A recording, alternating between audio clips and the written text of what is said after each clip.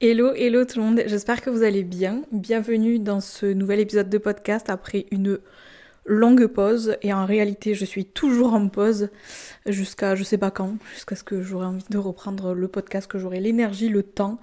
Mais du coup, vous vous demandez peut-être pourquoi ça fait des mois, je crois 8 mois, que j'ai pas posté sur le podcast. Vous avez peut-être votre réponse si vous regardez la vidéo sur YouTube, vu que cet épisode de podcast est disponible comme d'habitude sur les plateformes d'écoute et aussi sur YouTube, si jamais vous avez envie de voir en vidéo. Bref, si vous avez la vidéo, vous vous doutez que j'étais bien occupée ces 9 derniers mois. Pour celles qui n'ont pas la vidéo, ça va faire 9 mois que je suis enceinte et que du coup j'avais décidé de prendre une pause dans le podcast. Je vous en parlerai dans cet épisode pour que vous compreniez un petit peu plus pourquoi cette pause. Mais il me tenait vraiment à cœur de vous enregistrer un épisode de podcast sur mon récit de grossesse pour vous partager un petit peu tout ce que j'ai vécu trimestre par trimestre et que en fait il y a un peu une trace de cette aventure que j'ai personnellement adoré vivre ces derniers mois. Personnellement, j'adore écouter ce genre d'épisode de podcast. J'adore écouter des récits de grossesse, d'accouchement, de postpartum, d'allaitement, etc. C'est vraiment des sujets, vous le savez, qui me passionnent depuis des années. J'ai enregistré plein d'épisodes de podcast sur le sujet, mais avec d'autres personnes, puisque jusque-là, je n'avais jamais été concernée par la chose. Je m'excuse par avance, je suis essoufflée. Mes poumons sont ratatinés avec le gros ventre que j'ai.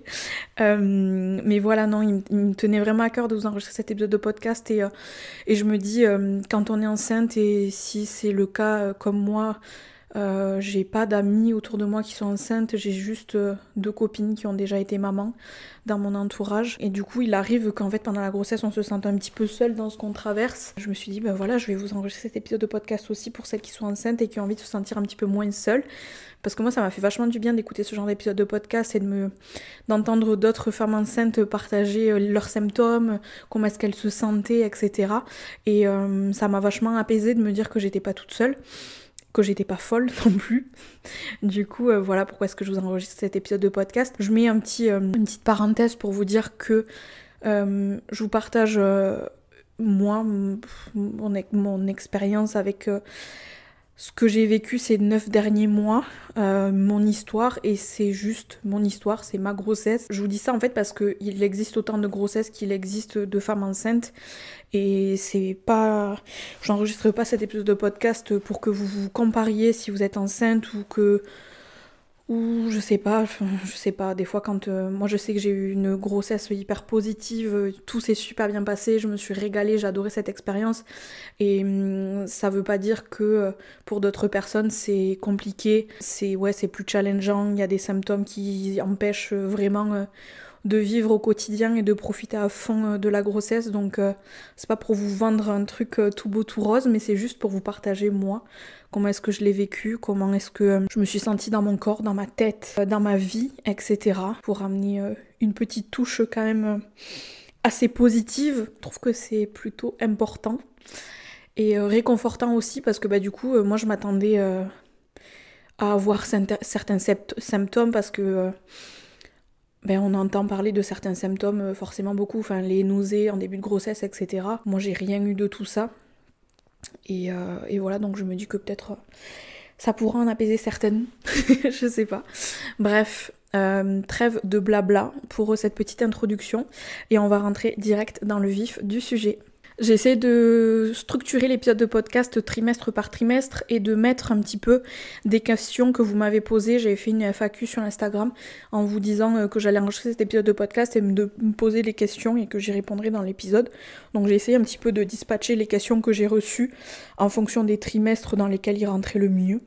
Donc on va commencer par ce premier trimestre, l'apprentissage pas l'apprentissage mais apprendre que je suis enceinte, comment ça s'est passé, etc., comment je me suis sentie au tout début. Il faut savoir, si vous aviez écouté les épisodes de podcast du début d'année, je crois que c'est en début d'année que j'ai enregistré ces épisodes de podcast, justement là il y a une abonnée qui me demande est-ce que tu as eu des difficultés à tomber enceinte, et j'en avais parlé dans cet épisode de podcast brièvement. Ça faisait 2 ans qu'on essayait de concevoir avec Étienne, on était suivis dans une clinique de la fertilité à Toulouse, on avait commencé des tests et en fait vu que on habitait entre Bali et la France et que du coup on bougeait beaucoup, on était en France que 4-5 mois de l'année.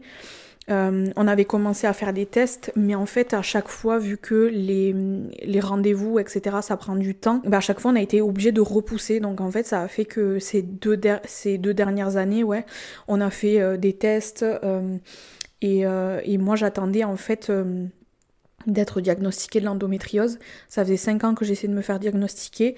Et là, en fait, de rentrer dans le parcours fertilité à la clinique, j'ai pu un peu mettre la pression à la docteure qui nous suivait en lui disant, je pense vraiment que j'ai de l'endométriose. J'ai déjà essayé de demander à avoir un IRM pour diagnostiquer ça, etc. On m'a toujours dit que il fallait pas s'inquiéter, que c'était normal d'avoir des douleurs, etc. Et donc en fait là, vu qu'on voyageait beaucoup, ça a mis 2 ans avant que je sois diagnostiquée. Du moment où j'ai demandé à faire l'IRM et où j'ai pu avoir rendez-vous, ça m'a pris 2 ans à cause des voyages et à cause du temps d'attente en fait entre les rendez-vous pour avoir ce type d'IRM. Ce qui fait que je pense aussi le fait qu'on voyageait beaucoup, que j'ai été stressée par le boulot, l'endométriose aussi, ça fait qu'on a mis du temps à concevoir cet enfant et que au moment où je suis tombée enceinte, c'était un choc total avec Étienne, on s'y attendait pas parce qu'en fait on avait perdu espoir et je devais me faire opérer de l'endométriose cette année, donc on s'était dit en fait le projet bébé il va attendre encore, et ce qui a fait que on s'est quand même dit, vu que je vais devoir me faire opérer, on va rentrer en France, on va rester en France, en fait, on va s'installer, plutôt que de repartir 6 mois et de s'installer en septembre, c'était ce qu'on avait prévu à la base, de s'installer à Annecy en septembre, et en fait on s'est dit, clairement, si je me fais opérer, j'avais des rendez-vous à faire, j'avais des examens à faire cet été, on s'est dit, là, en fait, il faut qu'on se pose, on peut pas repartir, et du moment où on s'est posé, où on a trouvé cet appartement à Annecy, que Étienne a commencé son CDI, etc. On s'est tout de suite tous les deux vachement apaisés. Je pense que c'est quelque chose qui nous manquait beaucoup. Le besoin de stabilité en fait, de se sentir chez soi. Moi je me sentais vraiment pas bien à cette période-là. J'en avais parlé aussi, j'avais eu des problèmes de santé en fin d'année. J'étais en plein burn-out. Mes symptômes d'endométriose étaient juste insupportables, invivables, me pourrissaient la vie, m'empêchaient de vivre. Et bref, on trouve cet appartement à Annecy et une semaine après s'être installé, j'avais 5 jours de retard de règles. Et Étienne me dit, t'es peut-être enceinte. Et en fait, sur le moment, ça m'a saoulée parce que j'étais là en mode, ça fait 2 ans en fait qu'on essaie de concevoir. On vient d'arriver. Je pense que c'est juste le stress du déménagement, etc.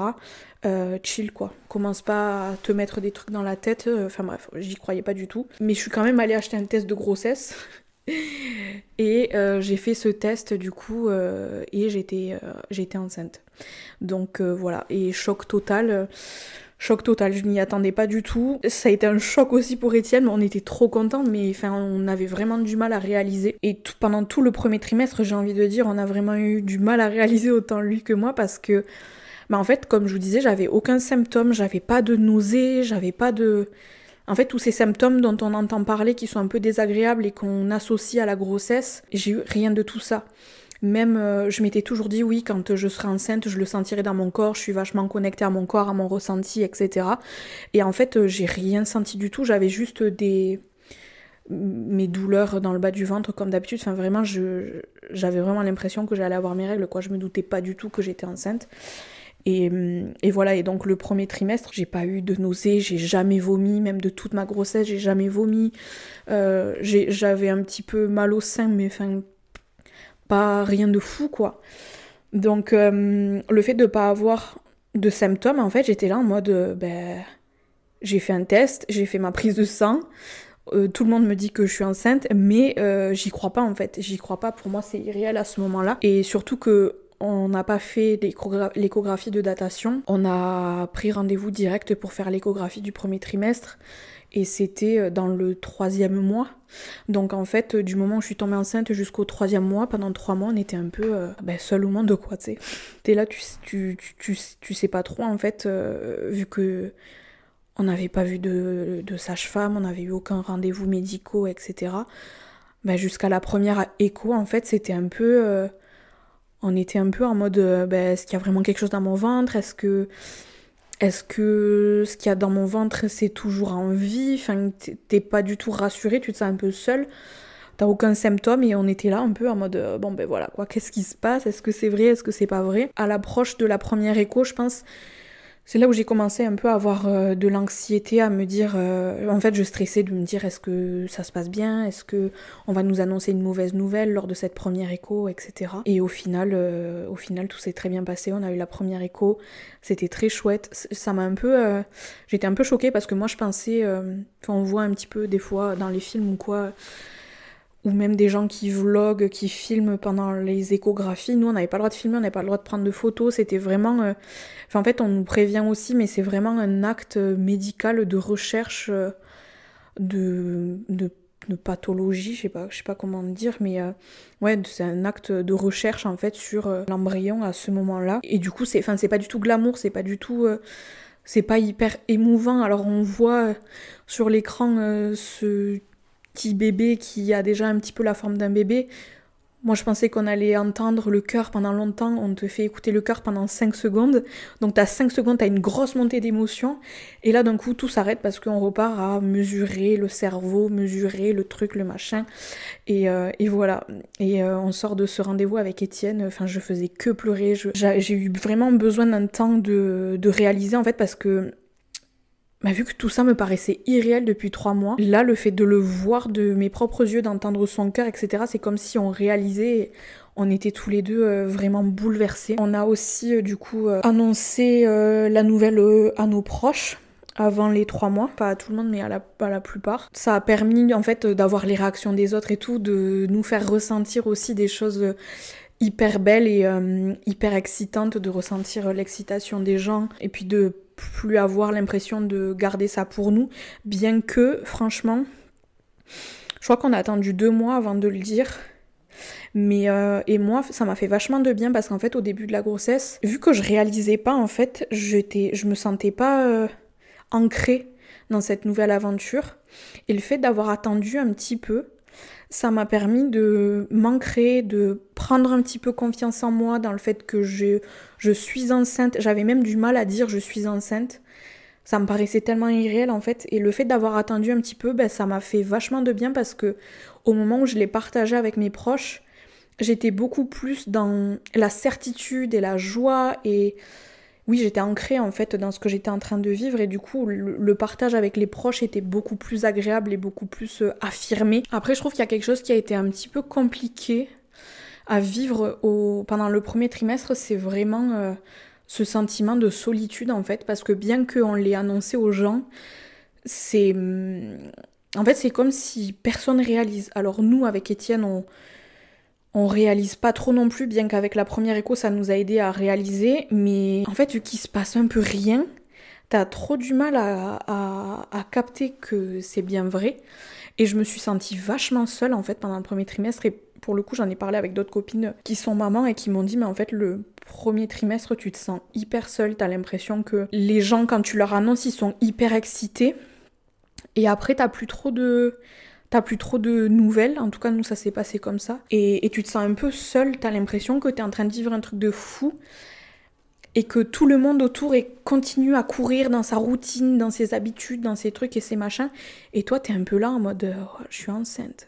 Et ça a été un peu dur pendant le premier trimestre, parce que j'avais vraiment beaucoup besoin de communiquer, de parler du fait d'être enceinte, comment je me sentais, etc. au niveau des émotions et tout.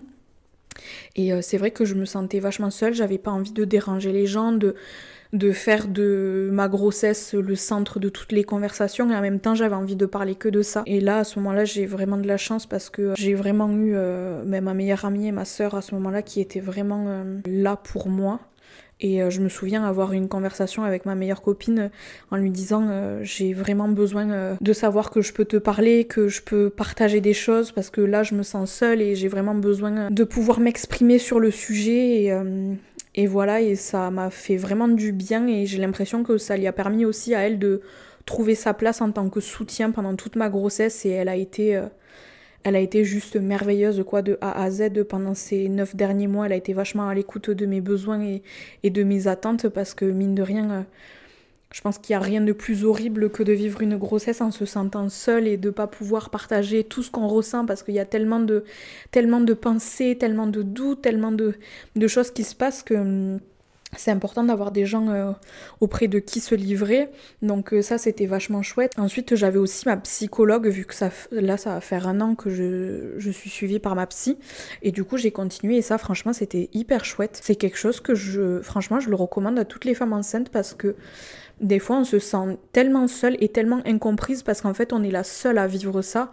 Et moi, je le vois, il y a eu des fois là où c'était hyper frustrant parce que je voyais que Étienne ressentait pas les mêmes choses que moi. Mais c'est normal en fait, et ça c'est quelque chose aussi dont on a beaucoup parlé avec Étienne, mais en tant que coparent, la personne qui ne porte pas l'enfant, c'est très dur pour elle de réaliser que c'est bien vrai. Jusqu'au 2e trimestre, là où on a commencé à sentir le bébé bouger, qu'il a pu le sentir, etc., c'est devenu beaucoup plus vrai, ça a été beaucoup plus facile pour lui de parler au bébé, de se connecter, de me toucher le ventre, etc. Mais c'est vrai que le 1er trimestre, lui, c'était compliqué de réaliser que c'était bien vrai parce qu'il vivait pas... Il n'était pas en train de vivre ce que j'étais en train de vivre, en fait, ce qui est totalement normal. Et ce qui peut amener de la frustration, en fait, parce qu'on a l'impression d'être en décalage avec tout le monde. Donc le fait d'avoir ma psy, ça m'a vraiment permis de pouvoir poser des choses que je ressentais et de recevoir en fait un avis d'une professionnelle qui n'était pas impliquée dans ma vie et qui a vraiment une vision beaucoup plus objective en fait de ce qu'on est en train de vivre, et ça m'a fait vachement du bien. Donc si vous avez la possibilité, franchement c'est trop bien, je vous le recommande. Au niveau des symptômes, je vous disais, j'ai pas eu de nausées, de vomissements, quoi que ce soit. J'étais juste extrêmement fatiguée, et ça je pense que la fatigue du 1er trimestre c'est un truc de fou. Je passais mes journées en fait à comater sur le canapé, j'étais vraiment à 2 de tension, j'arrivais pas à travailler, j'arrivais pas à me concentrer, mon cerveau c'était... je sais pas, j'avais l'impression d'être... que mon corps était épuisé, j'avais l'impression d'être un peu dissociée de mon corps, c'est trop bizarre, mais c'était... franchement, la fatigue 1er trimestre, c'était vraiment pas simple. Ensuite, je faisais beaucoup pipi, je transpirais beaucoup. Très émotionnelle, j'avais aucun filtre non plus, c'est-à-dire que quand quelqu'un me faisait une remarque ou que je sais pas, quelque chose me contrariait, en fait sur des situations là où j'aurais peut-être réfléchi et tourné un petit peu ma langue dans ma bouche avant de répondre, là en fait les choses sortaient de ma bouche et ça sortait de ma bouche et je me disais waouh, c'est peut-être un peu violent, et en même temps je sais pas, je me dis que c'est peut-être l'instinct maternel qui commence à se mettre en place, les hormones, etc., et en fait ça fait du bien aussi de dire les choses, donc c'est pas plus mal que ça. Et aussi j'ai noté le cerveau un peu passoire, c'est-à-dire que ça après ça m'est resté toute la grossesse, mais pas réussir à se concentrer, d'oublier plein de choses. Je me souviens plein de fois là où j'avais des conversations avec ma sœur et je perdais le fil de ma pensée, j'oubliais ce que j'étais en train de dire. Donc ça c'était hyper frustrant. Et j'en profite pour répondre à une question qu'on m'a posée. Comment est-ce que tu as géré ton entreprise pendant la grossesse ? Du coup, je vous en ai parlé un petit peu en introduction, mais au début de la grossesse, du coup, j'étais en burn-out. J'étais épuisée, le boulot, ça me dégoûtait, j'avais plus d'inspiration, j'avais plus envie de travailler, j'étais fatiguée. Et j'essayais, en fait, je forçais, je me disais, quand on est entrepreneur, si j'arrête de travailler, j'ai plus de revenus. Du coup, en fait, je me forçais à m'accrocher, à continuer, etc. Sauf que, avec la solitude du 1er trimestre, je pense, le 2e truc qui a été horrible à ressentir, c'était la culpabilité de faire ressentir mes émotions au bébé. Et du coup, en fait, mon boulot me stressait énormément, me fatiguait énormément. Je pleurais beaucoup. En plus, les hormones de la grossesse. Et du coup, je culpabilisais énormément de faire ressentir tout ça à mon bébé. Jusqu'au moment, en fait, là où Étienne m'a dit, là, on arrête. Il m'a dit, si tu veux arrêter de travailler, tu arrêtes de travailler. Et tu profites, en fait, de ta grossesse parce que là, le truc le plus important, c'est pas le boulot, en fait, c'est le bébé que tu as dans le ventre, c'est notre enfant. Et moi, j'avais pas du tout envie d'être dans cet état-là pendant toute ma grossesse, à me mettre le stress à cause du boulot, à trouver des solutions, trouver des idées, être créative, etc. Alors que j'étais épuisée, que j'avais pas envie de penser à ça en fait. Et au fond de moi, je savais que j'avais envie de profiter de ma grossesse, de passer mes 9 mois juste focus sur ça et de me dire mais en fait c'est 9 mois dans une vie, j'ai envie de profiter, ça va passer trop vite, j'ai envie d'apporter des bonnes choses à mon esprit, à mon corps et donc à mon bébé. Et donc j'ai décidé d'arrêter de travailler pour pleinement profiter de la grossesse. Et franchement, je me dis quand c'est pas possible de s'arrêter, parce que quand on est entrepreneur, en fait on dépend que de nous-mêmes. Donc si t'arrêtes de travailler, il n'y a plus rien qui se passe. Ça a été hyper frustrant aussi parce que j'ai toujours travaillé, je me suis jamais arrêtée, c'est quelque chose qui a été hyper important pour moi, c'est mon opinion après, mais je me dis franchement si toutes les femmes enceintes pouvaient s'arrêter de travailler, juste profiter de leur grossesse, ce serait vraiment trop trop chouette, parce que je sais pas comment font les femmes enceintes qui sont épuisées pendant le premier trimestre et qui doivent continuer d'aller au boulot et fonctionner comme si de rien n'était. Ça me paraît complètement dingue.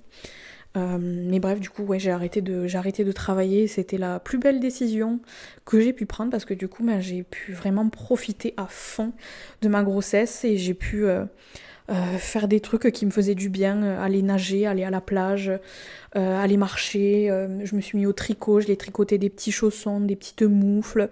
Bref, je me suis mis à faire des trucs qui me faisaient du bien en fait et qui stimulaient aussi ma créativité d'une autre manière, sans que ça serve mon business. Ça a été hyper important pour moi et pour Étienne d'ailleurs, dès le début de la grossesse, de poser nos limites en fait et de s'entourer uniquement de personnes positives et optimistes. Et ça a été hyper important et on se l'est redit pendant toute la grossesse à quel point je pense que ça m'a énormément aidé aussi à avoir une expérience ces 9 derniers mois juste magique, hyper positive. On a pris soin de s'entourer et de partager cette aventure avec des personnes qui sont positives, qui qui nous tiraient vers le haut, qui étaient heureuses pour nous, et hyper optimistes en fait.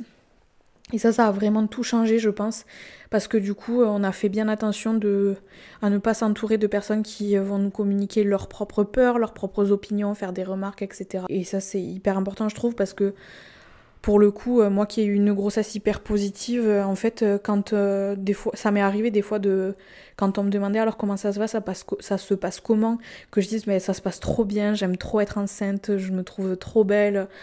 Je me suis jamais sentie aussi bien de toute ma vie, que ce soit dans mon corps ou dans ma tête. En fait aussi le fait de pas avoir ces cycles, ce cycle menstruel en fait qui me bousillait à chaque fois le moral, qui me mettait des idées noires dans la tête. J'étais vraiment pas bien, j'étais en souffrance 1 fois par mois, pendant 2-3 semaines parfois. En fait là, le fait d'être enceinte, j'avais l'impression de revivre, j'avais l'impression d'être enfin moi-même. J'adore voir mon ventre grossir, j'étais trop fière d'être enceinte, j'avais envie que tout le monde le voit, que tout le monde le sache, etc. Donc en fait, quand on me demandait comment se passe ta grossesse, j'étais vraiment tout le temps dans le positif je kiffe quoi, genre vraiment c'est vraiment l'aventure la plus jolie, la plus magique de toute ma vie. Je trouve ça incroyable de porter la vie. Et en fait, des fois, quand je partageais ça à certaines personnes, on me répondait profite parce que tu vas voir après, ça va pas être la même. Hein. Ou alors, ah ouais, t'as pas de symptômes, profite parce que tu vas voir, à la fin de la grossesse, tu vas vraiment morfler. Que des trucs comme ça. Et en fait, j'étais là, cool. Ça a peut-être été, toi, ton expérience. Moi, je sais pas ce que ça sera. Pour l'instant, je te partage comment est-ce que je me sens, etc. Et j'ai pas forcément envie que quand je te partage quelque chose de positif, direct, tu sais, on vienne te casser en mode « Ah, mais profite bien de tes nuits parce que tu vas voir, après, tu vas plus dormir, ça va être horrible. » Oui, je me doute, mais c'est pas ce sur quoi j'ai envie de me concentrer forcément là. Donc voilà, ce genre de réflexion, etc. Je me suis un peu du coup éloignée, ou alors j'ai moins partagé avec certaines personnes pour me protéger justement. Et ça, c'était quelque chose qui était hyper important pour moi dès le début. On en a beaucoup parlé avec Étienne, de faire en sorte que ces 9 mois, je les passe un peu dans une bulle, dans mon cocon, dans quelque chose d'hyper positif, etc. Après, il y a eu forcément des moments là où ça a été un petit peu compliqué, parce que, comme m'a dit ma psy, je suis pas sous cloche. Donc en fait, je peux pas me protéger de tout ce qui se passe autour de moi, de toutes les personnes, etc. Mais ça a été quand même quelque chose d'hyper important. Et grâce à Étienne aussi qui m'a vachement couvée, m'a vachement protégée aussi face à certaines situations, face à certaines personnes aussi qui me faisaient du mal. En fait, il a été là toujours pour protéger un petit peu notre cocon qu'on était en train de se créer. Et ça m'a fait vraiment du bien. Je sais que si j'ai vécu une aussi belle grossesse aussi, c'est parce qu'il était hyper impliqué. Après, pour moi, c'est normal, ça devrait pas être autrement. Et ça devrait pas être quelque chose d'incroyable non plus. Je pense qu'il a été comme tout le monde devrait être, mais il faut quand même se le dire, c'est pas facile non plus en tant qu'accompagnant, en tant que coparent, en tant que partenaire. C'est pas toujours tout rose aussi. Il a mis beaucoup de ses besoins personnels à lui aussi de côté pour répondre à ce dont moi j'avais besoin à certains moments, d'être vachement à l'écoute, voilà. Mais en tout cas, je sais que grâce à lui, j'ai passé une grossesse de fou et je me sens hyper privilégiée et voilà, il a été hyper impliqué, hyper intéressé dans tout et hyper soutenant aussi pour que en fait les décisions qu'on a prises, c'est pas moi qui les ai prises, on les a prises ensemble et c'était vraiment des décisions qui ont été prises de manière alignée et décidées tous les deux. Donc voilà.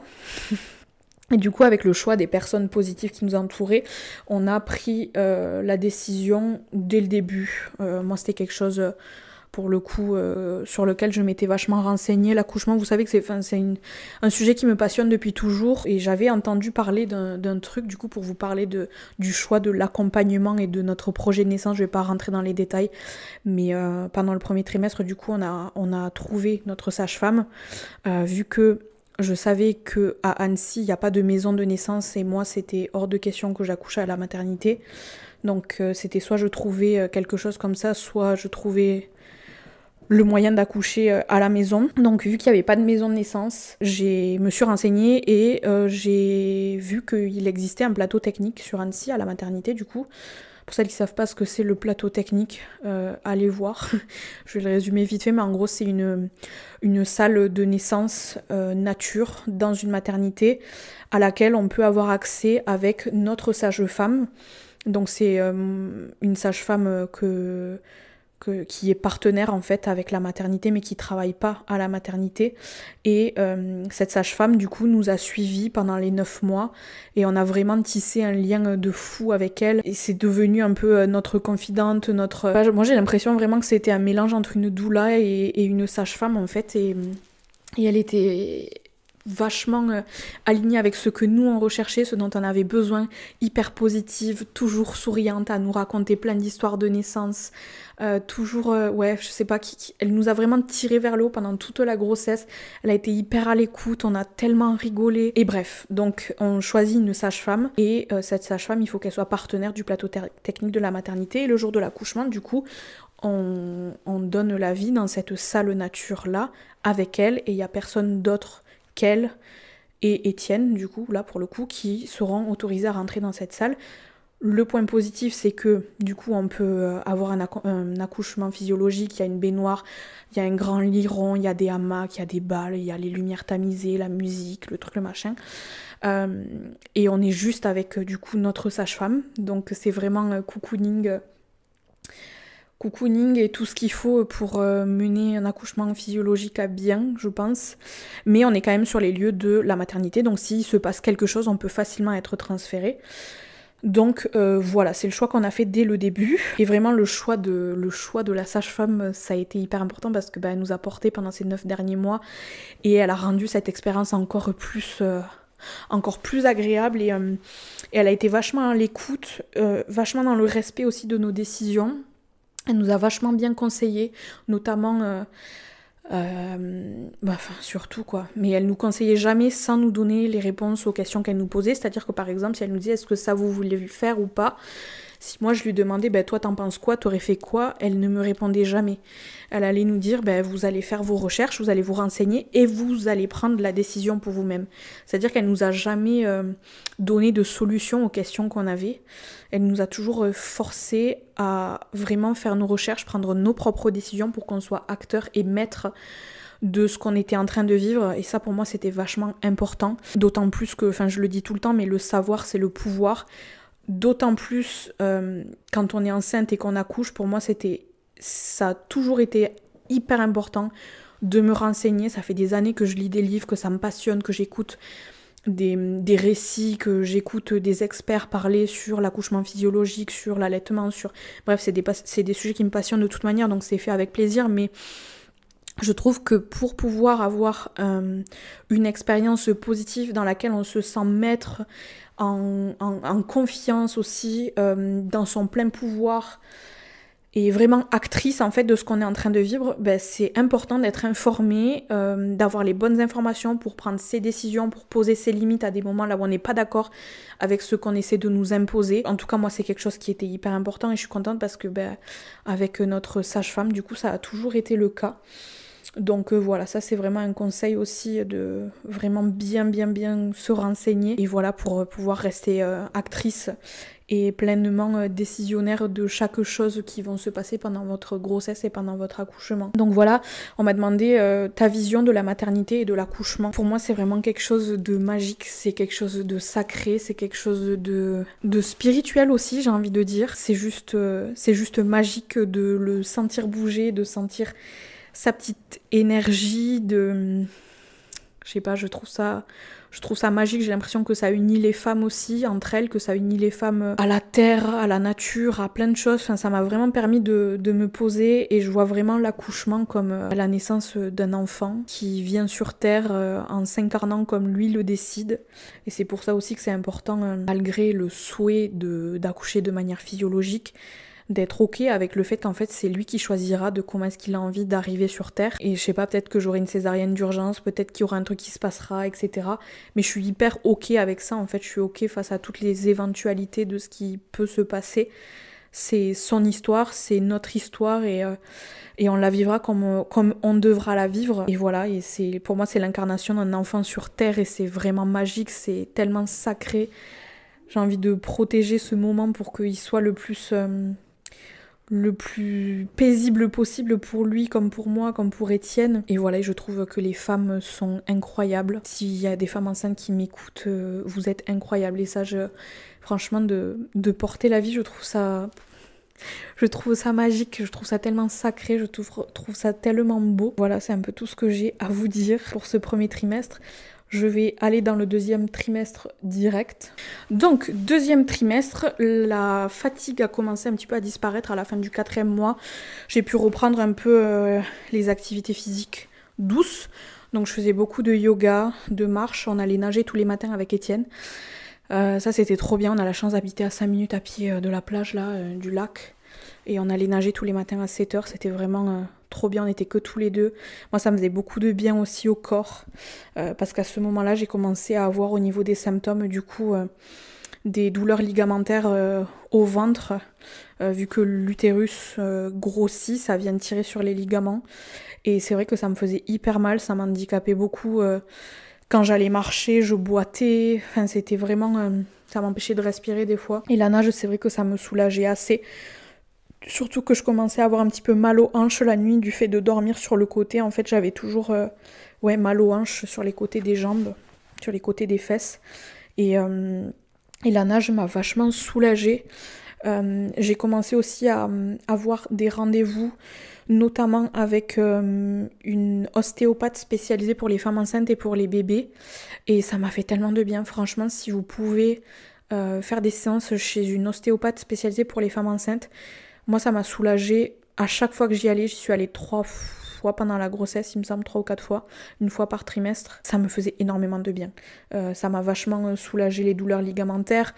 Elle fait bouger le bébé aussi dans le ventre, donc ça permet au bébé de trouver une position dans le ventre qui soit plus confortable pour lui et aussi plus confortable pour moi, que la cohabitation se passe le mieux possible. J'ai commencé aussi les séances d'acupuncture. Et ça, pareil, l'acupuncture, franchement... incroyable parce que là du coup le deuxième trimestre j'étais enceinte l'été, donc problème un peu de circulation, j'avais les pieds qui gonflaient, j'avais des hémorroïdes aussi, hyper glamour. Enfin et franchement l'acupuncture ça m'a beaucoup aidée. Je faisais des cauchemars, j'avais du mal à dormir la nuit, je me réveillais, je faisais beaucoup pipi, je transpirais beaucoup. Bref, et à chaque fois que j'allais chez l'ostéopathe, et chez l'acupunctrice qui était pareil spécialisée pour les femmes enceintes. Ça me soulageait direct, en fait ça me faisait partir tous les symptômes que j'étais en train d'expérimenter.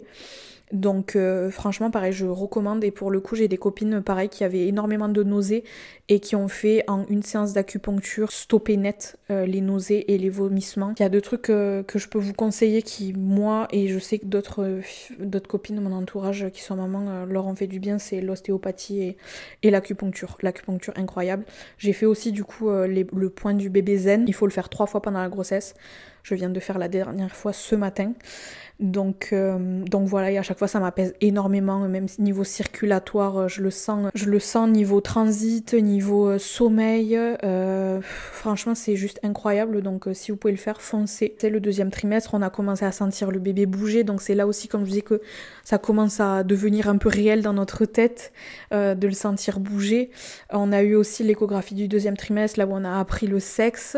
Ça a été un gros choc, puisque après la première échographie, on nous avait dit ouais c'est à 80% sûr que c'est une fille, et du coup nous on s'est projeté, alors qu'on nous avait dit ne vous projetez pas, c'est juste une information comme ça, mais ne commencez pas à vous faire des films, à vous projeter, à vous dire oui c'est une fille à 100%, etc.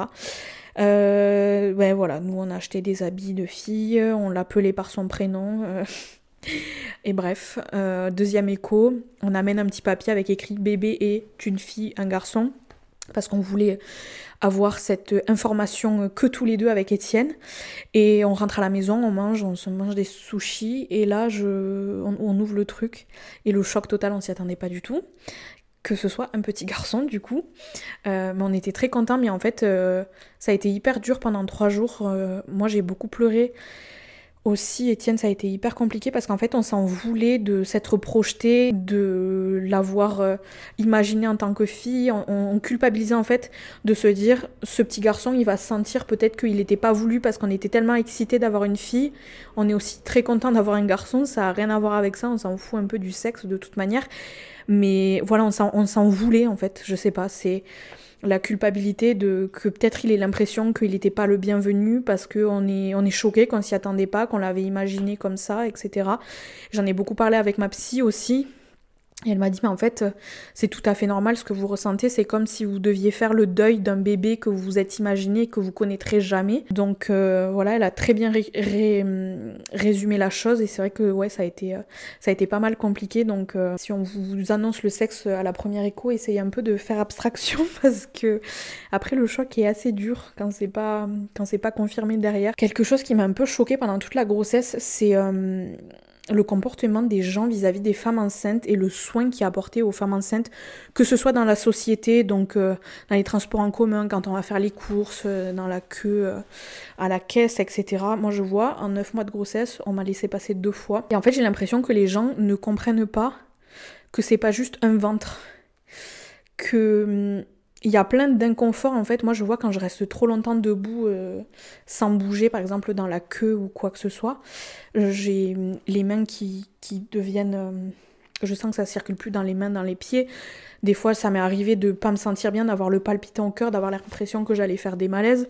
Et en fait le truc c'est que toujours, et ça je l'ai entendu d'autres femmes aussi, en fait on va te regarder, les gens dans la queue se retournent, te regardent, voient ton ventre et se retournent comme si c'était un peu une pestiférée, et en mode « Ah non, je t'ai pas vu.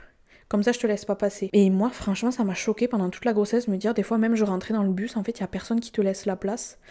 Et en soi, j'ai l'impression que beaucoup pensent que c'est juste un ventre, en fait. L'inconfort qui va avec ça, bien que moi, par exemple, j'ai eu une grossesse trop cool, j'ai pas eu des symptômes horribles, etc., mais des fois, rien que de faire la queue, d'attendre, de devoir prendre le bus en restant debout, ça m'épuisait en fait. Ça m'épuisait, t'es pas bien après. Enfin bref, c'est vraiment pas agréable du tout. Et vraiment, si j'ai un message à vous faire passer dans cet épisode de podcast, mais quand vous voyez des femmes enceintes, en fait, laissez-les passer, faites-les s'asseoir. Je sais pas, enfin pour moi, ça me paraît normal, mais visiblement, ça l'est pas du tout.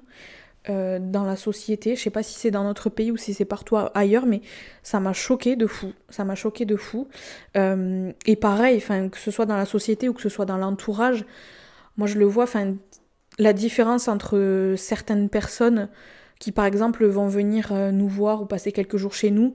T'as une catégorie de personnes qui va venir m'aider par exemple à faire la cuisine, à mettre la table sans que j'ai rien à te demander, qui vont s'impliquer, qui vont voir qu'il y a une machine qui est en train de tourner, qui vont aller m'étendre la machine, qui vont m'aider à faire le lit, parce que faire le lit en étant penché avec un ventre énorme, ça fait hyper mal au dos. En fait, juste un minimum d'empathie pour aider en fait, et pour prendre soin de la femme qui porte la vie, parce que pour moi, une femme qui porte la vie, elle n'a pas à prendre soin de tout le village, c'est le village qui doit prendre soin d'elle. Sauf qu'il y a des personnes pour qui c'est pas, j'ai l'impression que c'est pas naturel, ça percute pas dans leur tête, et du coup t'as des gens qui viennent chez toi et qui sont hyper impliqués, et t'as d'autres personnes qui viennent et qui mettent les pieds sous la table et qui foutent rien, et il faut les servir comme s'ils étaient à l'hôtel, alors que toi t'es enceinte de 7-8 mois, et en fait t'as d'autres choses à foutre que de servir le thé, les petits gâteaux aux gens. Même si pour moi c'est hyper important de bien accueillir les gens quand ils viennent chez moi, mais en fait quand là j'étais enceinte des fois, mais j'avais pas du tout l'énergie en fait de m'occuper des gens qui venaient chez moi, et j'avais l'impression que c'était hyper irrespectueux de leur part en fait, et ça m'a vachement déçue de certaines personnes. Donc voilà, je pense qu'il y a vraiment tout un truc à revoir autour de la femme enceinte, et de se dire mais il faut prendre soin de ces femmes, parce que c'est hyper... on se sent hyper seul, on a l'impression que pas grand monde comprend ce qu'on est en train de vivre, personne n'a idée de ce qu'on ressent dans notre corps, et puis chaque femme enceinte va ressentir des choses différentes dans son corps, va l'expérimenter de manière différente, et je pense qu'on devrait davantage se mettre à la place des femmes enceintes pour éviter de leur faire subir des choses en plus de ces 9 mois qui sont franchement, même si c'est très beau et que moi par exemple j'ai vécu quelque chose d'hyper positif, ça n'empêche pas que c'est dur en fait. Donc voilà, ça c'est un truc que je me suis noté. Il y a une question d'une abonnée qui m'a demandé ton rapport à ton corps pendant la grossesse. J'en ai parlé brièvement, mais j'ai trop kiffé. Je me suis jamais sentie aussi belle qu'avec mon ventre. J'ai pas envie de perdre mon ventre, j'ai envie de le garder. Je vais plus savoir fonctionner sans. Bon là, je vous avoue, un ventre de 9 mois, c'est pas non plus hyper agréable à porter. C'est hyper lourd, etc. Enfin, je vous en parlerai après. Mais je me suis trop aimée. J'ai trop aimé mon corps. J'avais envie que tout le monde voit mon ventre. J'ai trop kiffé, même si j'ai pris du poids normal, et encore je sais même pas combien de poids j'ai pris parce que j'ai pas voulu le savoir de toute la grossesse, parce que c'est pas du tout quelque chose qui m'intéresse. Ma sage-femme me pesait, elle suivait mon poids, etc. pour s'assurer que c'était bon quand même. Mais moi j'ai jamais su combien j'ai pesé, donc je sais pas combien j'ai pris. Ça m'intéresse pas, de toute manière je mange sainement, tout en me faisant plaisir. Je fais du sport, je suis active, je vais pas courir, hein, genre je vais marcher, je fais de la nage et je fais du yoga, mais je bouge quoi, donc c'est pas du tout quelque chose qui m'a intéressée. Donc ça m'a permis aussi d'être un peu détachée et de juste voir mon corps évoluer, et voilà. Ça je sais que c'est pour tout le monde, c'est hyper différent en fonction du rapport aussi à notre corps qu'on a déjà. Donc voilà, là c'est vrai par contre que le 3e trimestre, c'est un peu dur de voir ma tête. J'ai vraiment l'impression que mon visage a triplé de volume pendant cette grossesse. Mais déjà que j'ai des grosses joues, que j'ai un peu un double menton, etc. Là, j'ai l'impression que c'est pire fois 1000. Mais je me dis, en fait, je porte la vie. Que veux-tu ?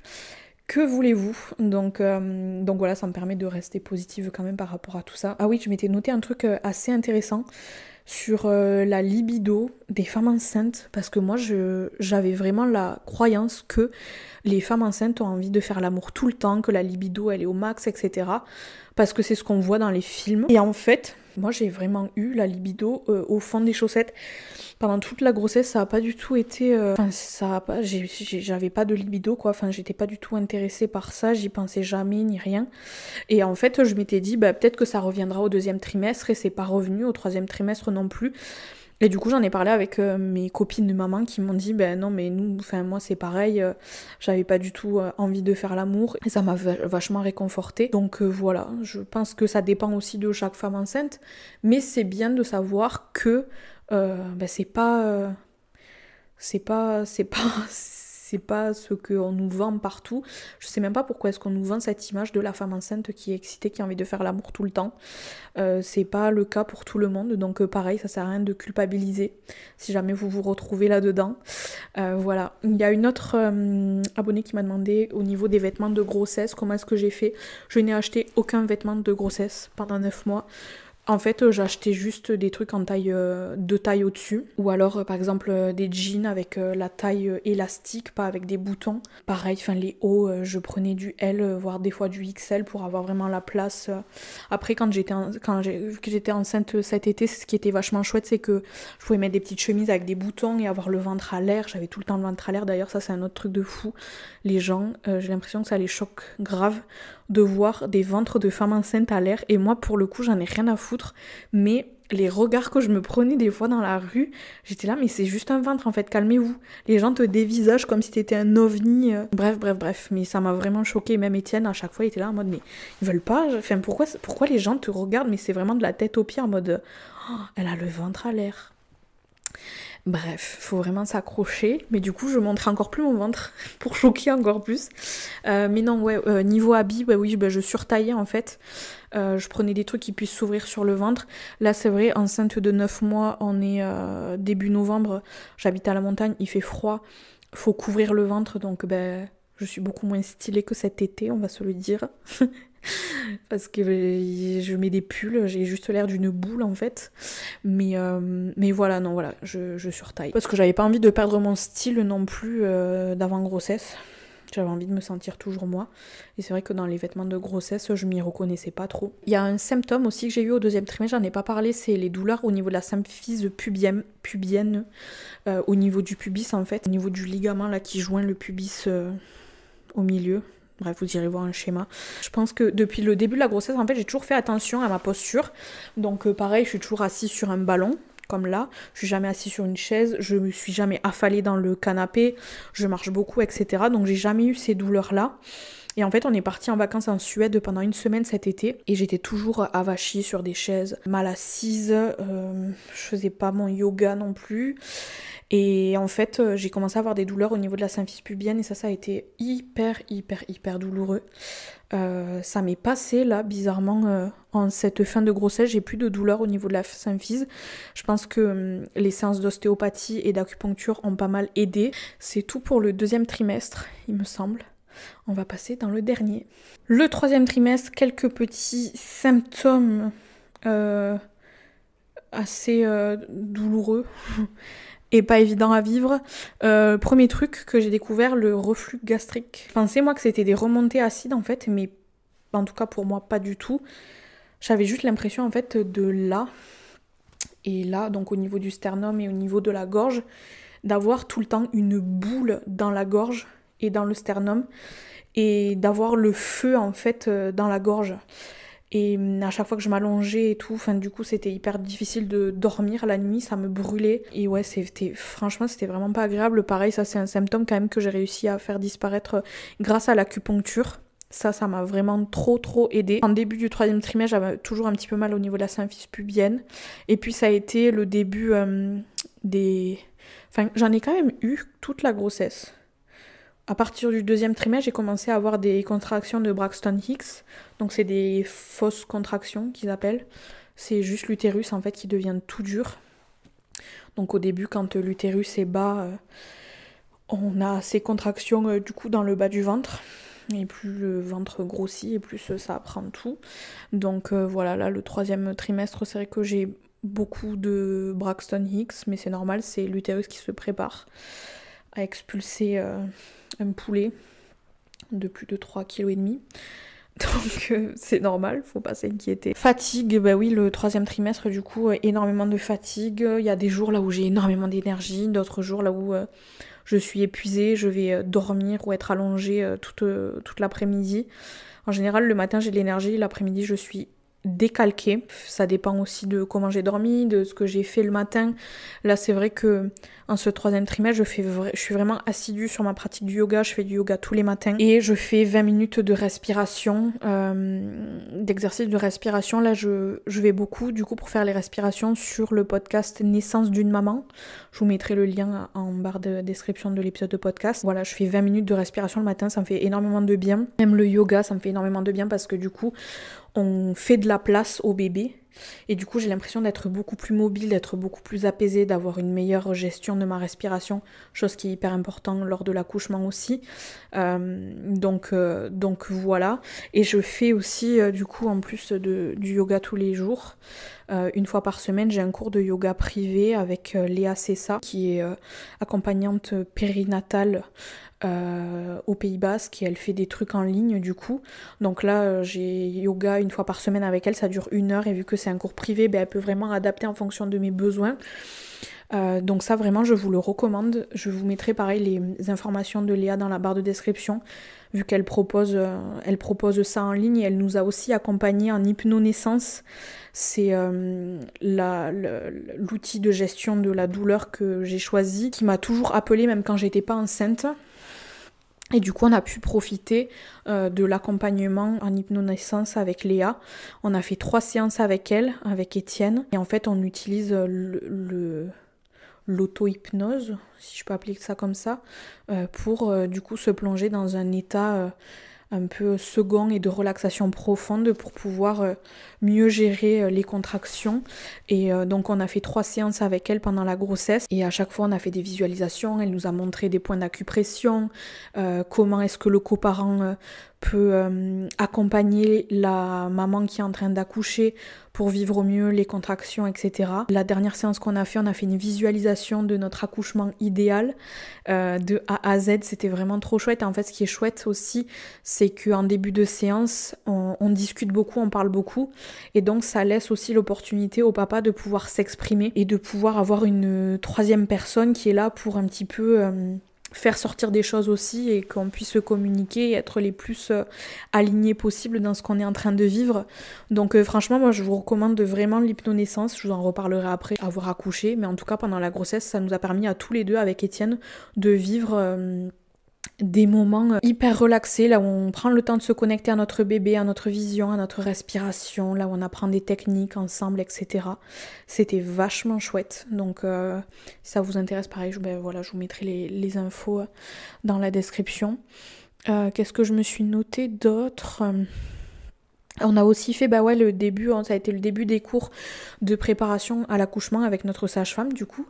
On a fait 7 heures je crois de préparation à l'accouchement, c'était vachement chouette. On a vu du coup l'accouchement physiologique, les possibles complications aussi de l'accouchement. On a fait des séances sur l'allaitement. Et voilà, en fait c'est vachement chouette parce que même si on était vachement bien informés avec Étienne, parce que ça nous a toujours... moi, ça m'a toujours passionnée. Il a souvent été forcé à écouter des épisodes de Bliss aussi, pendant nos longs trajets de voiture. Mais du coup, en fait, c'est vachement chouette parce qu'on a pu revoir des choses qu'on savait déjà, parce qu'il y a beaucoup de choses à savoir. Et du coup, ça nous a permis de réancrer tout ça. Et je sais pas, on était trop excités à chaque fois qu'on avait les séances de préparation à l'accouchement. C'était vraiment trop chouette. On a fait beaucoup de méditation à 2 aussi. Ça nous a fait beaucoup de bien. Commencer à faire des répétitions générales de positions et de répéter en fait les outils qu'on a à notre disposition pour que Étienne puisse me soutenir en termes de massage, de points d'acupression, de position sur le ballon, de position avec les hamacs, etc. De voir qu'est-ce qui moi me plaît moins, les respirations, les vocalises aussi. Et ça pour le coup, on a vu pas mal de trucs avec notre sage-femme, mais j'ai eu aussi la chance de pouvoir avoir accès à une plateforme en ligne qui est un studio de préparation à la naissance plus naturelle et plus en conscience, qui s'appelle Maternité Enchantée. Je vous mettrai le lien. Et en fait, elle a une plateforme qui est organisée trimestre par trimestre pour justement nous aider trimestre par trimestre à découvrir des pratiques de yoga, de respiration, de chant prénatal. Il y a des masterclass dans lesquelles elle explique des choses, il y a des routines d'automassage, il y a des rituels de connexion au bébé, etc. Et elle m'avait aussi donné l'accès à son programme vraiment focus là sur la naissance. Et à l'intérieur, du coup, il y a plein de séances à faire à 2, des méditations à faire à 2 aussi. Donc on a pu en profiter avec Étienne et ça nous a permis de vivre des moments magiques à 2 et de se préparer à la naissance de notre enfant à 2 en étant pleinement connectés l'un à l'autre. Donc ça c'était vachement chouette, je vous mettrai pareil les informations dans la description si jamais ça vous intéresse. Ensuite je me suis notée sentiment d'être incomprise, solitude émotionnelle, culpabilité, hypersensibilité. Ça c'est vrai que surtout à la fin du 3e trimestre je dirais, c'est un peu compliqué parce qu'en fait t'es un peu dans l'attente, tu sais pas quand est-ce que tu vas accoucher. Là je pourrais accoucher n'importe quand au moment où j'enregistre cet épisode de podcast, mais tu sais pas quand ça va se passer. Tu sais que ça va se passer, tu sais que c'est imminent. Moi, je suis en congé maternité en plus, là. Même si j'ai pas travaillé de toute la grossesse, finalement. Mais du coup, en fait, je suis toute seule à la maison toute la journée. Et le monde continue de tourner. Étienne continue d'aller au boulot. Et moi, je suis là toute la journée à la maison en mode... Mais le monde continue de tourner. Et du coup, en fait... Là, ça va mieux parce qu'on a eu une conversation avec Étienne. On a pu... Je pense qu'il a vraiment réalisé que là, c'est bon, ça pouvait arriver à tout moment et qu'il fallait qu'il se concentre et qu'il se déconnecte d'autres choses qui sont pas importantes. Mais du coup, ouais, en fait, ce sentiment de solitude, parce que j'ai l'impression que les gens réalisent pas, genre je suis là en mode je suis sur le point d'accoucher et oh. Et du coup ça a été hyper compliqué. J'en ai parlé avec d'autres copines pareil qui m'ont dit mais en fait c'est hyper frustrant parce que les gens réalisent pas forcément. Et enfin moi les gens je m'en fous, c'est plus par rapport à Étienne. Mais du coup j'en ai parlé aussi avec notre sage-femme qui m'a rassurée en me disant en fait toi t'as eu 9 mois de gestation, tu sens ton fils bouger dans ton ventre, t'as toutes ces hormones, ces émotions que tu ressens, etc. Tu le vis au premier plan. Ton partenaire, il le vit de l'extérieur, il n'a aucune idée de ce que tu ressens dans ton corps, même si on fait toutes ces pratiques pour se connecter à notre enfant, etc.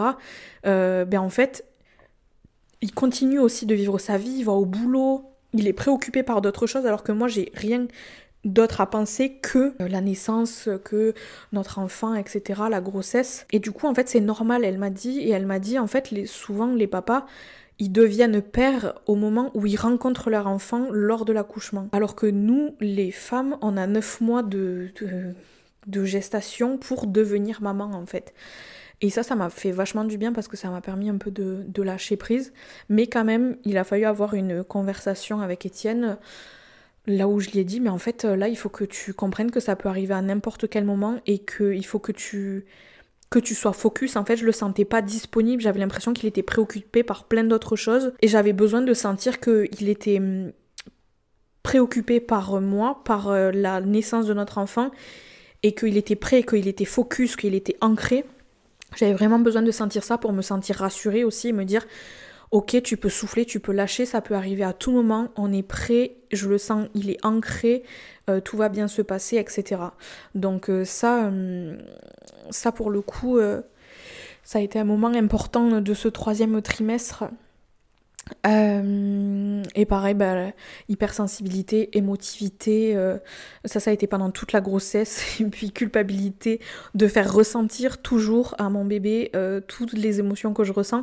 Ça par contre ma psy et ma sage-femme m'ont donné un très bon conseil qui m'a beaucoup aidée, ça a été de beaucoup parler au bébé. À chaque fois que j'avais beaucoup d'émotions, des choses qui me contrariaient, des personnes qui m'énervaient, qui me chagrinaient, etc. En fait, je m'en voulais de lui faire ressentir mes émotions, de lui faire ressentir ma colère, ma tristesse, etc. Et le fait de lui parler, de lui expliquer ce que j'étais en train de vivre, ce que j'étais en train de ressentir, lui expliquer que ce sont mes émotions, que ça lui appartient pas, que c'est aussi ça d'être humain et qu'il va le voir quand il sera sur Terre. On a beaucoup d'émotions, que c'est pas toujours facile à gérer, que c'est important de communiquer, etc. Bref, en fait, le fait de lui parler, ça me faisait du bien. Parce que ça me permettait aussi de me libérer, mais ça me permettait de me dire, il comprend. Je lui ai expliqué, ça n'a rien à voir avec lui, c'est normal d'avoir des émotions, comme me répétait ma psy souvent, c'est que je ne suis pas sous cloche, c'est normal de ressentir des choses. Donc ça a été vraiment un outil qui m'a beaucoup aidé de beaucoup lui parler finalement. Surtout que pendant le 3e trimestre, c'est hyper important d'être apaisé, de sécréter de l'ocytocine à bloc, pour que l'accouchement se déclenche de manière la plus, je sais pas comment dire, au bon moment, quoi. Que l'accouchement se déroule bien. Il faut avoir un maximum d'ocytocine de sécréter, donc on n'a pas envie d'être stressé, on n'a pas envie d'être trop énervé, même s'il y a beaucoup d'émotions, ben on a envie de privilégier des émotions qui sont agréables à vivre pour que tout se passe au mieux. Du coup, je voulais vous parler d'autre chose qu'on a décidé avec Étienne parce que ça me fait penser à ça, mais on a décidé de faire le mois d'or. Donc pendant le premier mois de vie de notre enfant, on a envie d'être dans notre bulle. En fait, on a simplement envie de s'accorder le temps de tisser un lien avec notre fils, de nous retrouver tous les trois, d'apprendre à nous connaître, de mettre en place l'allaitement, d'avoir confiance en nous aussi dans ce nouveau rôle, de nous découvrir en tant que parents, de découvrir notre fils. Et on a envie de prendre le temps de faire ça et de pas se stresser en fait à se dire oui il faut que on accueille telle personne et telle personne pour lui présenter notre enfant. En fait on a envie de présenter notre enfant au moment là où on se sentira prêt et pas de se dire ben là en fait je viens d'accoucher donc il faut que les gens viennent direct dans les 5 premiers jours de vie pour voir notre enfant, pour qu'ils puissent tisser un lien avec lui, etc.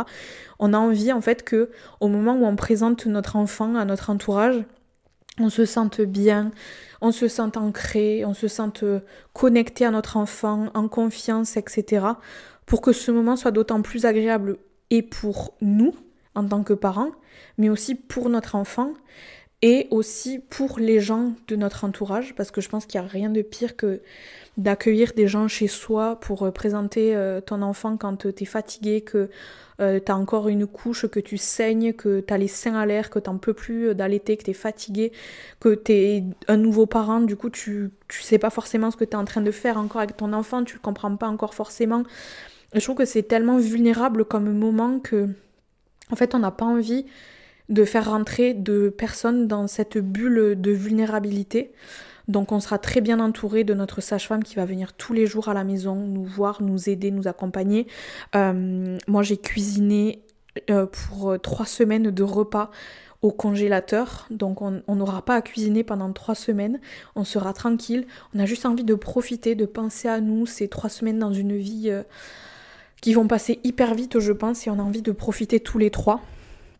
Et donc voilà, ça c'est un livre qui m'avait été offert par ma meilleure amie qui s'appelle Le Mois d'Or, je vous le mettrai pareil en description. Et en fait, même quand j'étais pas enceinte avec Étienne, on avait toujours discuté de l'importance de ça, quoi. De faire patienter les gens en fait dans les visites, parce que c'est pas eux la priorité, c'est nous, c'est notre enfant. Et de faire passer nos besoins à nous avant de faire passer les besoins d'excitation de rencontrer le bébé avant nous, notre bien-être et notre apaisement, notre santé mentale, etc. Donc voilà. Et en fait, c'est vrai que t'as des personnes qui vont comprendre, qui vont être là en mode mais vous avez trop raison de faire ça, c'est génial, profitez tous les trois, le bébé va pas disparaître, il va être là toute sa vie. C'est pas parce que tu vois pas notre enfant au bout de 5 jours de vie que tu ne vas pas pouvoir tisser un lien avec lui. L'enfant, quand il vient de naître, il a juste besoin de ses parents, il a besoin d'être collé à ses parents, de dormir, il voit même pas à plus de 30 cm de distance, il va pas se souvenir de toi. C'est vraiment mon opinion.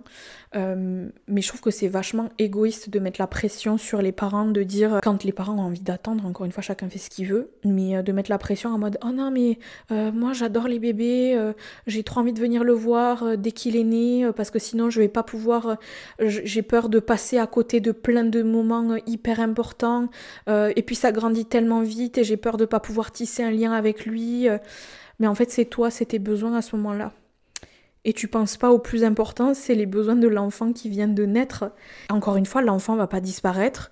C'est pas parce que tu le vois pas au bout de 5 jours que ton lien avec lui, il pourra jamais être créé. Et encore une fois, on te demande juste d'attendre 3 semaines, 1 mois, quoi. Enfin, c'est rien du tout. Donc bref, il y a des gens qui comprennent, qui sont hyper contents pour nous, qui sont hyper respectueux, qui posent des questions pour essayer de comprendre qu'est-ce qu'on veut faire et tout ça, qui sont hyper excités. Et puis t'as d'autres personnes qui te font part de leurs remarques, de leurs opinions, de dire ah ben ouais mais moi à mon époque ça se passait pas comme ça, j'ai toujours été présent ou présente dans les 5 premiers jours de la naissance des enfants, de l'entourage, je comprends pas pourquoi là je peux pas être là, et en 1 mois il aura tellement grandi, il aura tellement changé, enfin bref, des trucs en fait qu'on n'a pas envie d'entendre avec Étienne, encore moins à ce moment-là de la grossesse, là où on a envie justement d'être dans notre bulle, d'être entouré de gens positifs qui nous soutiennent, qui nous écoutent, qui respectent nos choix aussi. Et en fait, le fait d'avoir ce genre de remarques, moi, ça m'a vachement déstabilisée, ça m'a vachement agacée. Surtout que les remarques, elles étaient faites à Étienne.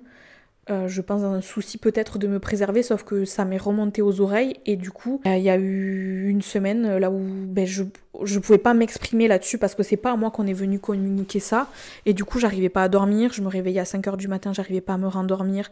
Je pleurais, j'étais frustrée, j'étais stressée de me dire et quand je vais accoucher, ces gens, est-ce qu'ils vont être envahissants, etc. Et du coup, j'ai pris la décision sur les conseils d'Étienne de m'exprimer sur le sujet, de parler à ces personnes qui avaient des incompréhensions en leur disant en fait je comprends que tu sois triste de pas pouvoir voir le petit direct, mais en fait c'est pas juste la naissance d'un enfant, c'est oui la naissance d'un enfant, mais c'est aussi un passage de vie hyper important et hyper vulnérable, hyper challengeant pour le père et la mère en fait. Moi je viens d'accoucher, j'ai pas envie d'avoir des gens qui viennent chez moi, j'ai pas envie qu'on vienne dans mon espace, j'ai envie de me poser, de pouvoir me reposer, de penser à moi et de pas d'être dans la gestion des visites pour représenter notre fils. Et voilà, et je sais qu'avec Étienne, on est vachement sensibilisés à ça aussi, l'importance du postpartum, des premières semaines, là où on a besoin d'être tranquille, d'être bien entouré, d'avoir juste à penser à nous en fait et pas à penser aux besoins des autres.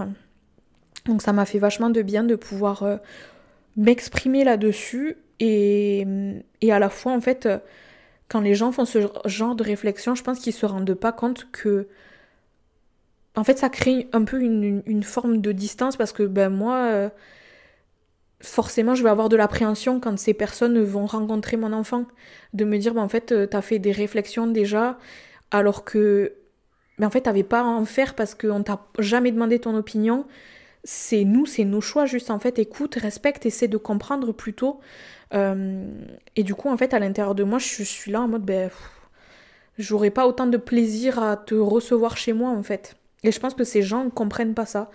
Parce qu'ils se permettent quand même de faire des réflexions alors que ça ne les regarde pas, c'est juste notre vie. Et de toute manière, avec Étienne, on est tellement alignés avec nos choix que peu importe ce que les gens diront, en fait, ça ne changera rien à nos décisions et à notre manière de faire en fait. Donc c'est juste une perte d'énergie finalement et en plus c'est des réflexions qui sont faites à la fin de la grossesse là où encore une fois on a juste envie et juste besoin et c'est juste important pour le couple et pour la femme enceinte d'être dans une bulle de positivité, de gens optimistes, etc. Et là le fait qu'il y ait des gens qui se permettent un peu cette intrusion dans notre bulle, ça m'a vachement contrariée. Même chose, enfin d'avoir des personnes qui ont envie de s'exprimer pour communiquer sur des situations qui ont pu les blesser par le passé, etc. En fait, là, je suis à une semaine de mon terme. J'ai autre chose à faire que de réfléchir à avoir une conversation pour améliorer les relations, de trucs et machin. Et pareil, en fait, j'ai l'impression que les gens ne me percutent pas, quoi. C'est un moment de vie qui est tellement magique, on a envie d'être... J'ai pas envie, là, en fait, tu vois, d'être énervée parce que tu m'as contrariée, parce que tu as essayé de me perturber dans ma bulle, et de me dire, là, voilà, je suis saoulée par ce que tu es en train de faire. Imagine, là, je me mets en travail et j'accouche ce soir, tu vois. Avec ces histoires dans la tête ou ces préoccupations, etc. Genre, je pense que c'est important de laisser tranquille le couple en fin de grossesse. C'est pas du tout le moment en fait de régler les comptes, de devoir s'exprimer, de devoir justifier nos opinions, même si on ne devrait pas avoir à les justifier. Et en fait, ouais, je me suis dit, mais en fait, un minimum d'empathie, quoi. Encore une fois, un minimum de...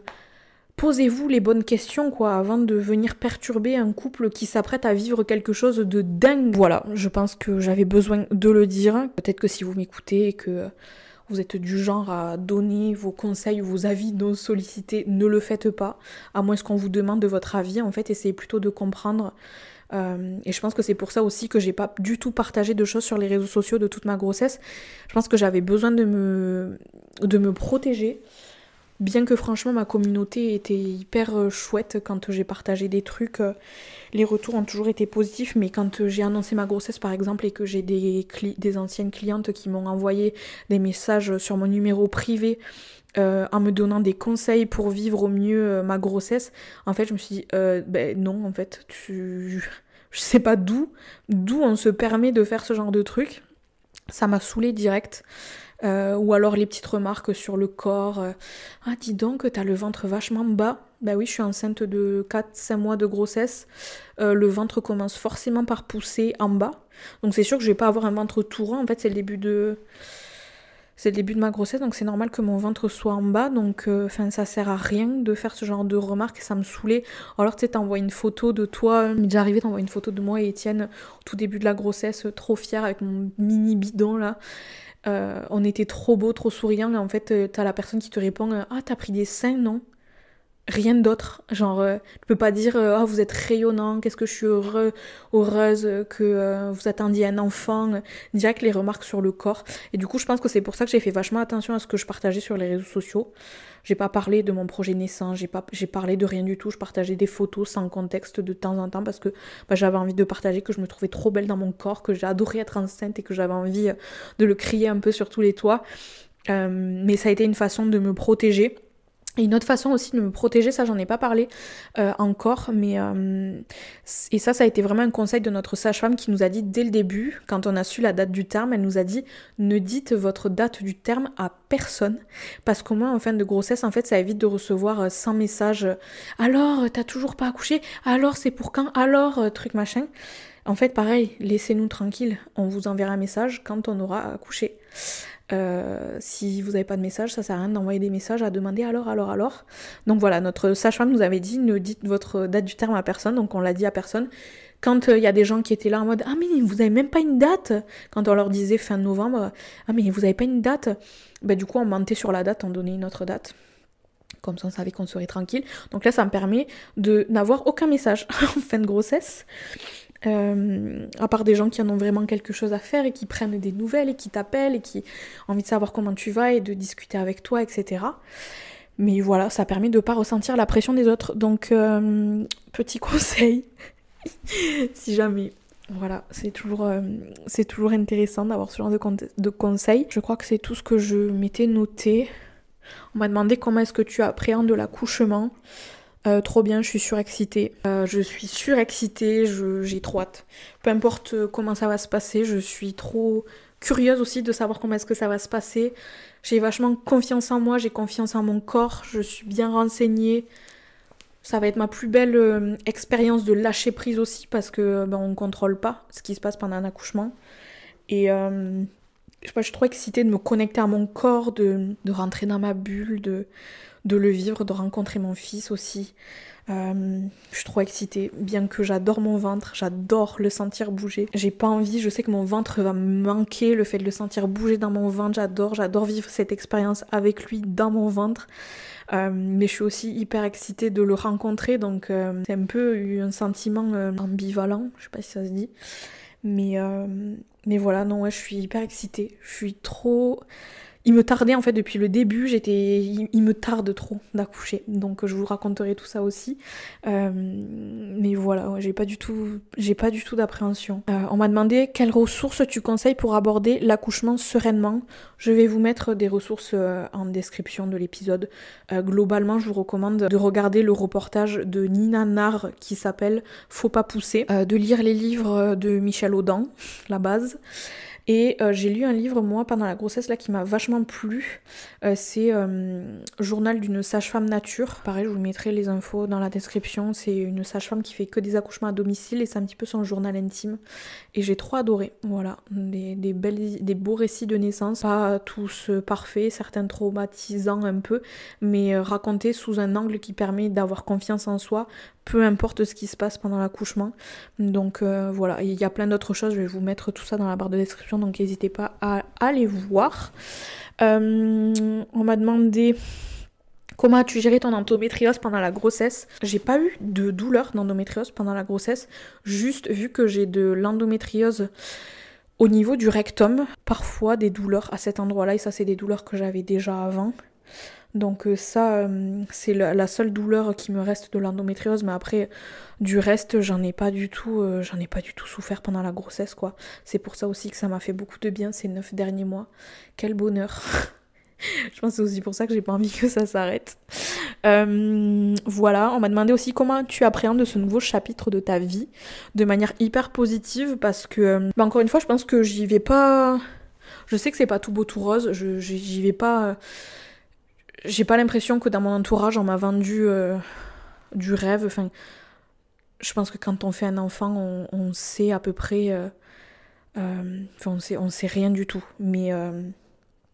Enfin, j'ai des amis qui sont mamans autour de moi, donc je vois bien certaines choses. Mais je pense que, je vous en reparlerai, mais je pense que je suis quand même quelqu'un qui est hyper optimiste, hyper résiliente.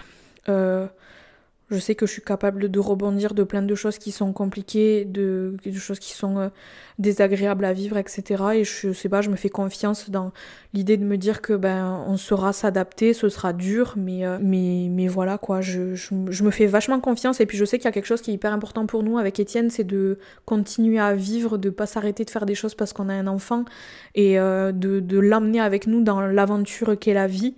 Et voilà, je suis excitée. S'il y a peut-être un truc sur lequel j'appréhende un peu, c'est le boulot, bien que j'ai envie de m'accorder des mois et des mois de ne pas travailler pour profiter de mon enfant, sachant que j'ai envie d'allaiter, j'ai envie d'être avec lui, de pouvoir profiter de lui aussi.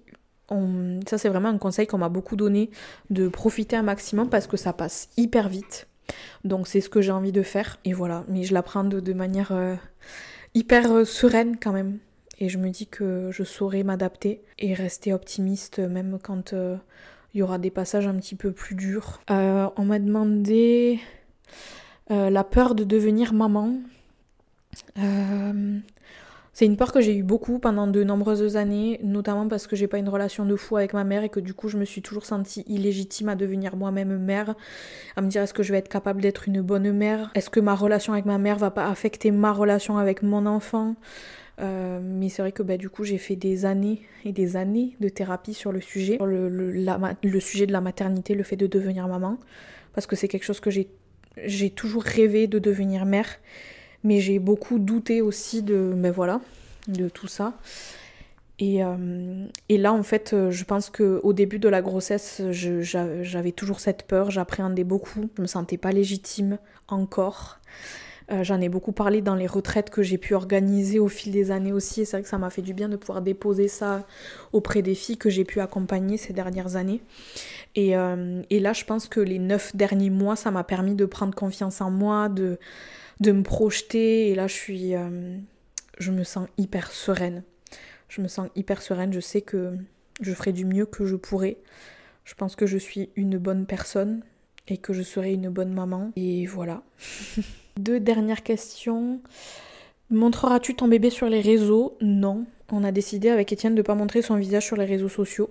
C'est notre choix, je pense que chacun fait ce qu'il veut. Mais nous, on a décidé de ne pas montrer sa petite tête qui lui appartient. On m'a demandé comment tu as pris soin de ton ventre. C'est vrai que je sais pas si vous voyez, mais j'ai un ventre qui est vraiment énorme. C'était mon rêve, je l'ai manifesté, donc je vais pas me plaindre. Mais j'ai eu aucune vergeture. Alors je pense que c'est génétique déjà. Je crois pas que ma mère ait eu des vergetures. Je crois pas que ma grand-mère ait eu des vergetures non plus. Je n'ai aucune vergeture à part sur les seins, mais sur le ventre j'ai rien. En tout cas, ce que j'ai utilisé, c'est du beurre de karité pur que j'ai acheté chez Aromazone. Ça pue le mort. C'est horrible l'odeur, je déteste, mais par contre c'est hyper efficace, c'est hyper hydratant. Donc voilà ce que j'ai utilisé, je me masse le ventre matin et soir. Je crois que c'est toutes les questions qu'on m'a posées, je crois que j'ai rien oublié de ce que j'avais envie de vous dire. Voilà, j'ai pris la décision d'enregistrer cet épisode de podcast à la fin de ma grossesse. Si vous écoutez cet épisode, j'aurais peut-être déjà accouché, peut-être pas, vous ne le saurez pas, vous le saurez quand je l'annoncerai, mais c'était vraiment justement la volonté de rester dans ma bulle le plus longtemps possible et de pas recevoir de conseils non sollicités ou des avis ou etc. Donc voilà, si jamais vous avez envie de me conseiller des choses, c'est trop tard. ça sert à rien. Mais jamais vous avez des questions ou je sais pas, envie de partager quelque chose après l'écoute de cet épisode, n'hésitez pas à m'écrire et puis je vous répondrai quand je vous répondrai, quand j'aurai l'énergie, quand j'aurai envie. Et voilà, c'est tout pour cet épisode de podcast. J'espère que ça vous a plu, j'espère que vous avez ressenti mon excitation. En tout cas, c'était vraiment, encore une fois, j'ai trop kiffé être enceinte. Je l'ai dit pendant ma grossesse plusieurs fois, mais si je pouvais être enceinte toute ma vie, je le saurais. J'aime trop, je me sens trop bien dans mon corps, je me sens trop belle, je me sens ancrée, j'aime trop cette relation qui s'est tissée au cours de ces 9 derniers mois avec mon fils dans mon ventre, avec Étienne aussi. Je trouve que vraiment le fait d'être enceinte, ça nous a tellement rapprochés, on a tellement... notre amour s'est développé d'une manière... inexplicable, encore plus forte, encore plus belle. Je vois comment aussi il a été là pour moi d'une manière juste merveilleuse ces 9 derniers mois. J'ai trop hâte de le voir devenir papa, j'ai trop hâte d'expérimenter la naissance de notre fils avec lui et voilà, je pense qu'on va beaucoup pleurer. Moi qui pleure déjà beaucoup quand je vois des vidéos de mamans qui naissent qui donnent naissance à leur enfant. J'adore. Et un autre truc aussi, oui, que je vous ai pas dit, mais je regarde beaucoup de vidéos d'accouchement dans des baignoires, enfin des accouchements physiologiques, parce que c'est vers là que moi j'ai envie d'aller, même si je contrôle pas ce qui va se passer. J'adore ce genre de vidéos. Ça me fait me sentir connectée, je ressens l'énergie de ces femmes et je sais que le jour de mon accouchement, je ressentirai l'énergie de ces femmes qui l'ont fait avant moi. Donc voilà, si jamais c'est quelque chose qui vous intéresse, n'hésitez pas à rechercher. Si jamais vous avez envie de petites recommandations de vidéos à regarder, moi je me suis fait une petite playlist sur YouTube de vidéos que j'adore.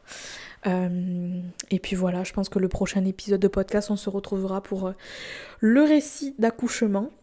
J'aurai plein d'autres choses à vous partager, mais je pense que cet épisode de podcast est assez long. Je sais pas où est-ce qu'on en est, oui, assez long, donc je vais m'arrêter là. Merci de m'avoir écouté. Prenez bien soin de vous et je vous dis à très bientôt dans un nouvel épisode. Ciao ciao.